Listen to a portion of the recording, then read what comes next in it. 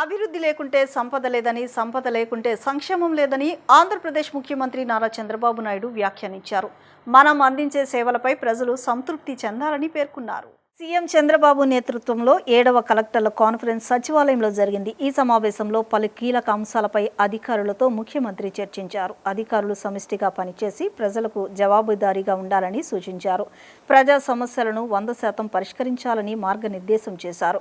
ఏపీని పునర్నిర్మిస్తామని తాను, పవన్ కళ్యాణ్ హామీ ఇచ్చామని ప్రస్తావించారు. ప్రజలకు ఇచ్చిన మాట నిలబెట్టుకోవాలని తాము ప్రయత్నిస్తున్నామని అన్నారు. రీఫార్మ్, ఇన్నోవేషన్, డెలివరీ అనేది చాలా ముఖ్యమని చెప్పుకొచ్చారు. అందరి సహకారంతో reformer of the year award వచ్చిందని, ఇది సమిష్టి విజయమని ఉద్ఘాటించారు. ఈ అవార్డు తనకు బాధ్యతతో కూడుకున్నదని, నిజానికి ఇలాంటి అవార్డులు పాజిటివ్ మూడ్ క్రియేట్ చేస్తాయని వ్యాఖ్యానించారు. మీ అందరి సహకారంతోనే తనకు ఈ అవార్డు వచ్చిందని అన్నారు. 2 ఏళ్ల క్రితం రాష్ట్రం గురించి ఏం మాట్లాడారని, ఇప్పుడు ఏం మాట్లాడుకుంటున్నారనే దానికి ఈ అవార్డు ఉదాహరణని చెప్పుకొచ్చారు. మంత్రులు, సీఎస్ మొదలుకొని గ్రామస్థాయి అధికారుల వరకు పనిచేయడం వల్లే ఈ అవార్డు దక్కిందని ముఖ్యమంత్రి పేర్కొన్నారు. రాయల్ ఎన్ఫీల్డ్ పెట్టుబడులను ఏపీకి తీసుకురాగలిగామని సీఎం చంద్రబాబు తెలిపారు. పెట్టుబడుల కోసం 28 ఉత్తమ విధానాలు తీసుకొచ్చామని చెప్పుకొచ్చారు. గ్రీన్ ఎనర్జీ, డేటా సెంటర్ పెట్టుబడుల గమ్యస్థానంగా ఏపీ ఉందని వ్యాఖ్యానించారు. ఇప్పటి వరకు 23 లక్షల కోట్ల ఎంఓయూలు పూర్తి చేశామని చెప్పారు. ఇప్పటికే జరిగిన ఎంఓయూల ద్వారా 24 లక్షల మందికి ఉద్యోగాలు వస్తాయని వివరించారు. దేశంలోని అతిపెద్ద కంపెనీలన్నీ ఏపీలో ఏర్పాటు కాబోతున్నాయని వెల్లడించారు. వారానికో కంపెనీ తీసుకువస్తున్నామని, రోజుకో శంకుస్థాపన చేస్తున్నామని సీఎం చంద్రబాబు నాయుడు పేర్కొన్నారు. నేను 4వసారి ముఖ్యమంత్రి అయినప్పటికీ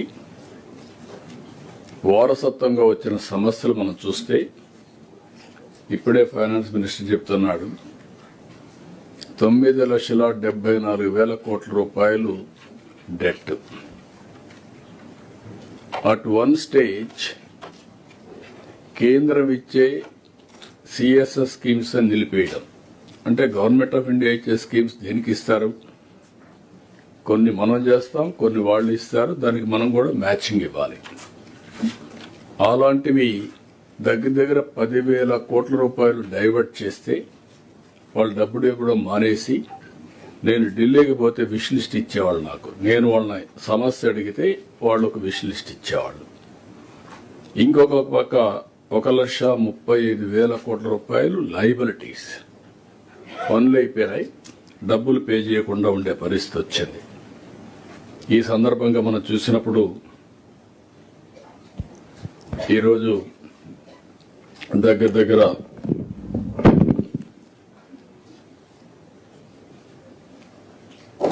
కొన్ని మార్పులు కూడా పోయిన కలెక్టర్స్ కాన్ఫరెన్స్ కి, ఈ కలెక్టర్స్ కాన్ఫరెన్స్ కి జిల్లా కలెక్టర్స్ అదనంగా వచ్చారు. 2 కొత్త జిల్లాలు ఫామ్ చేశాం. 28 జిల్లాలు ఏర్పాటు చేసిన తర్వాత మళ్లీ మొదటి కలెక్టర్స్ కాన్ఫరెన్స్ ఇది. దానికి మిమ్మల్ని అందరినీ, కొత్త కలెక్టర్స్ కూడా, కొంతమంది కలెక్టర్స్ కూడా మారారు, అందరికి కూడా ఈ కాన్ఫరెన్స్ కు వెల్కమ్. మేము ఎన్నికల్లో వీఆర్ ఇన్ డెమోక్రసీ. మనందరం గుర్తుపెట్టుకోవాల్సిన, నిన్న కూడా ఎలక్షన్లు మీరు చూశారు, ప్రజల మ్యాండేట్ చూశారు. పర్ఫామ్ చేయకపోతే ప్రజలు యాక్సెప్ట్ చేసే పరిస్థితులు లేరు. అదే మరిగా పర్ఫార్మెన్స్ చేసి ప్రాపర్ గా గవర్నమెంట్ కూడా కమ్యూనికేట్ చేయగలిగితే, గవర్నమెంట్ అన్నప్పుడు మీరందరూ గుర్తుపెట్టుకోవాల్సింది ఒక పాలిటీషియన్స్ కాదు, అధికార యంత్రాంగం, మినిస్టర్స్ అందరం కూడా మనం పర్ఫామ్ చేయడమే కాకుండా మనం కమ్యూనికేషన్ కూడా పర్ఫెక్ట్ గా చేయాల్సిన అవసరం ఉంది.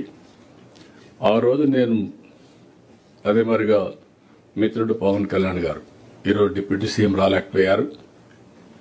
ఆయన కొద్దిగా సుస్థి ఉందని రాలేకపోయారు.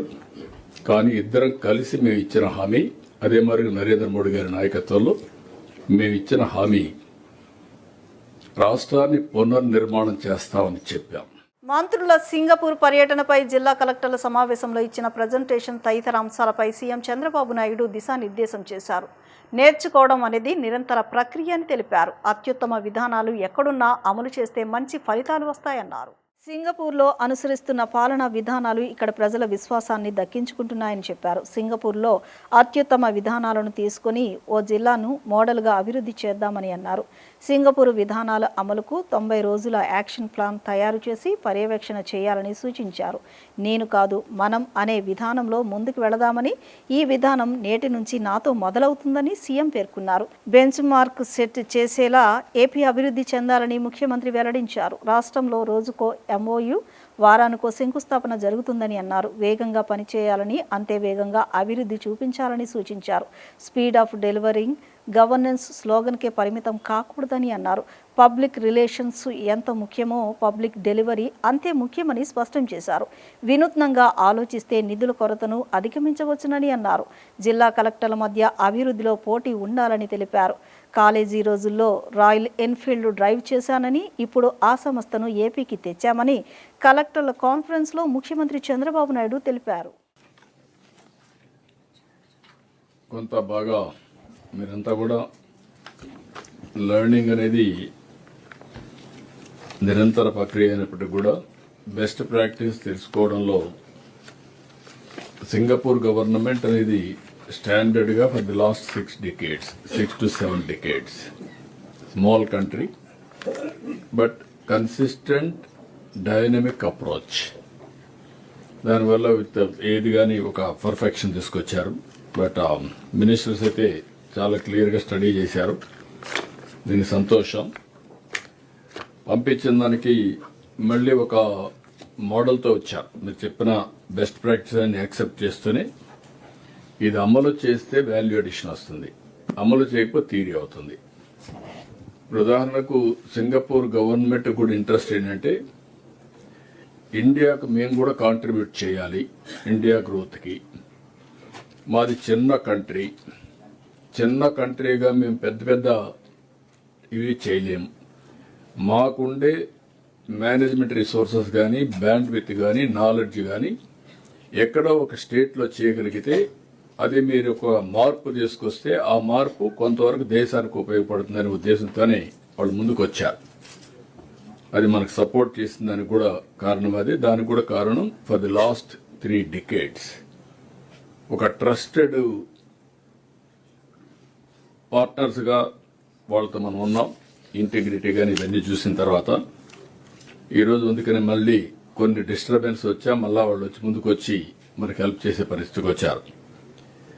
ఇప్పుడు మీరు చెప్పిన దానిపైన మీ 8 మంది మంత్రులకి, అదే మరి ఐటీ మినిస్టర్ కూడా ఆ సింగపూర్ కౌంటర్ పార్ట్ మినిస్టర్తో ఒక టాస్క్ ఫోర్స్ పెట్టాం.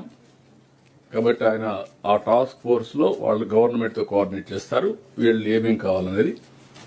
దానిపైన నెక్స్ట్ లెవెల్ కమిటీ నేను, అక్కడ ఒక షణ్ముగం హోమ్ మినిస్టర్ గారు మేము కోఆర్డినేట్ చేస్తున్నాం. ఏదైనా కానీ నెక్స్ట్ లెవెల్ ఏదైనా ఇంటర్వెన్షన్ కావాలంటే ఇక్కడ మీరు చెప్పిన ఒక జిల్లా మీరే సెలెక్ట్ చేయండి. 8+1 ఉండే డేటా అంతా తీసుకొని ఒక model district integrated pilot model ఏం చేయగలుగుతారో మీరే డిసైడ్ చేయండి. ఆ డిస్ట్రిక్ట్ మీకు అప్పచెప్తాం. అక్కడ చూసిన బెస్ట్ ప్రాక్టీసెస్ అన్ని శాఖల వారిగా మన వాళ్ళు చేస్తా ఉంటే మీరు కూడా గైడ్ చేయండి. ఇండియాలో ఉండే best practices, global best practices 2 integrate చేసి అక్కడ చేసిందంతా కూడా మీరు చూస్తే మనకొక పేరుతో మనం RTGS అన్నాం, వాళ్ళు అక్కడ ఇంకొక పేరు ఏదో పెట్టిన్నారు, దాంతో వాళ్ళు ముందుకు వెళ్తున్నారు. So digital is a common. మీరు కానీ చేయగలిగితే universities, government departments and also ఐడియాస్ని ఏ విధంగా నెక్స్ట్ లెవెల్ తీసే ఫోన్లో ఎక్కడిక్కడ SOPలు తయారు చేయడం అన్నీ చేశారు. 90 days మీరు యాక్షన్ ప్లాన్ తయారు చేస్తారు. ఒక జిల్లా మీరు నేర్చుకునేది కంటిన్యూగా వాళ్ళతో మీరు కలిసి పనిచేస్తూ ఉంటారు. ఆ జాయింట్ టాస్క్ ఫోర్స్ కూడా వర్చువల్, రియల్ టైం ఈ 2 కూడా ఇంటిగ్రేట్ చేసుకుంటారు. నిర్దేశించుకున్న లక్ష్యాలను రీఫోకస్ చేసేందుకు కలెక్టర్ల కాన్ఫరెన్స్ ఉపకరిస్తోందని CS సాయి ప్రసాద్ అన్నారు. సుపరిపాలనతో పాటు స్పీడ్ ఆఫ్ డూయింగ్ బిజినెస్ అన్నది ప్రభుత్వ విధానమని తెలిపారు. Speed of delivering governance, service delivery అనేది అత్యంత కీలకమైన అంశమని చెప్పుకొచ్చారు. ముఖ్యమంత్రి నిర్దేశించిన 10 సూత్రాల ఆధారంగా స్వర్ణాంధ్ర 2047 విజన్ సాకారమవుతుందన్నారు. పెట్టుబడులను ఆకర్షించడం ద్వారా రాష్ట్రాభివృద్ధికి బాటలు వేయగలమని చెప్పారు. స్థానిక యువతకు ఉద్యోగ ఉపాధి అవకాశాలు సృష్టిస్తేనే అభివృద్ధి, స్వయం సమృద్ధి సాధించగలుగుతామన్నారు. విద్యా, వైద్యం లాంటి సంక్షేమ కార్యక్రమాలను సమర్థవంతంగా ప్రజలకు అందించాలన్నారు. సానుకూల దృక్పథంతో ముందుకు వెళుతూ నిర్ణయాలు తీసుకోవడంలో ఎలాంటి సంకోచం ఉండకూడదని సిఎస్ సాయి ప్రసాద్ పేర్కొన్నారు. The collectors conference is a very crucial meeting that we hold every quarter. The main purpose that it serves is to help us refocus on where the state is heading to in terms of the goals that we have for Vision Swarnandhra at 2027 visions. And in order to do that, what is the governance action that is required, and what are the actions in order to enhance the economic wealth of the state. As regards the governance, the Honorable Chief Minister has been repeatedly guiding us about change in the pattern from ease of doing business to speed of doing business. So it does not help anybody if we do something very late in the day or, in double time. So the service delivery has to be within time and with quality. A very common example is if we reject everything, it is service delivery, but it is not justice. So while speedily disposing matters, we also need to ensure justice is done to the citizenry. So, in addition, the government and the Honorable Chief Minister has clearly laid down the 10 principles, the 10 Sutralu, using which we would get closer to Swarnandhra at 2047.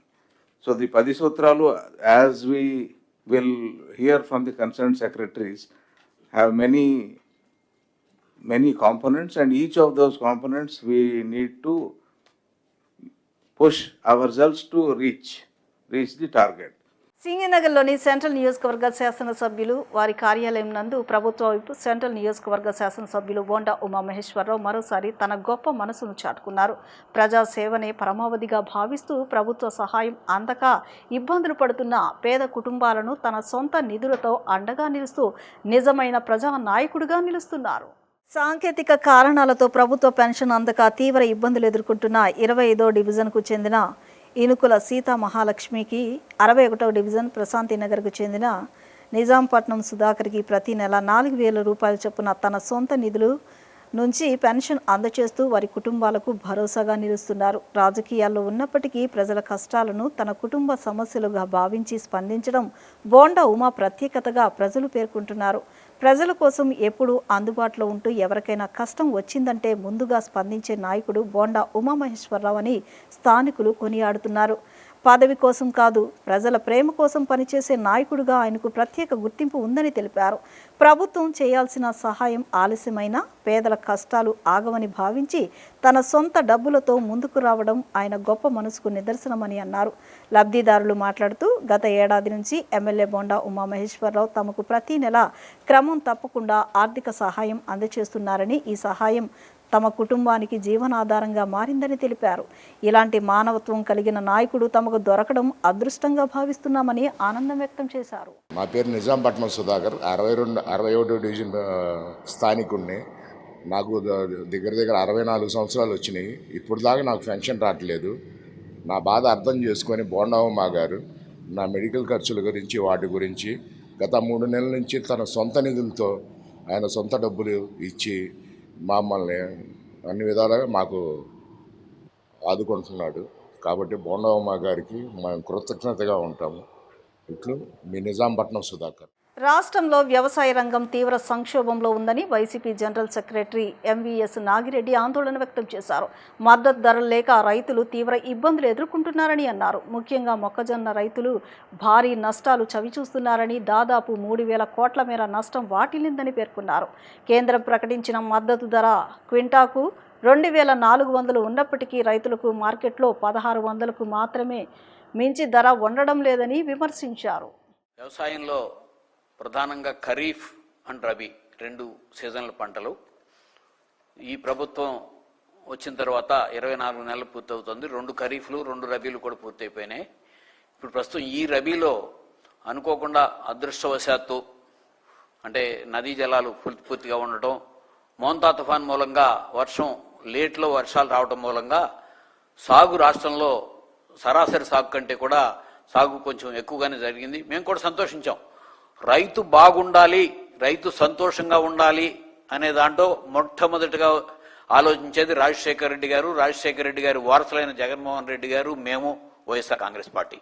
ఇక్కడ రాజకీయ అంశంగా ఏ రోజున కూడా రాజశేఖర రెడ్డి గారి నుంచి జగన్మోహన్ రెడ్డి గారి నుంచి మా దాకా కూడా రైతు విషయాన్ని రాజకీయ అంశంగా ఏ రోజున కూడా చూడలేదు. ఇప్పుడు కూడా రైతుల సంక్షోభాన్ని ప్రభుత్వానికి ప్రతిసారి కూడా ముందే లేవనెత్తుతున్నాం. ఎప్పుడు కూడా నిర్మాణాత్మక ప్రతిపక్షంగా. సో రబీలో ఇది మీరు నా ఏ ప్రెస్ మీట్ చూసినా 2 నెలల నుంచి చూస్తే అత్యధికంగా సాగు జరిగింది వరి. సో 22,70,000 ఎకరాల్లో రబీలో వరి సాగు జరిగింది. దాని తర్వాత మొక్కజొన్న 12,35,000 ఎకరాల్లో సాగు జరిగింది. ఆ తర్వాత శనగ 10,18,000 ఎకరాల్లో సాగు జరిగింది. ఆ తర్వాత పొగాకు 7,14,000 ఎకరాల్లో సాగు జరిగింది.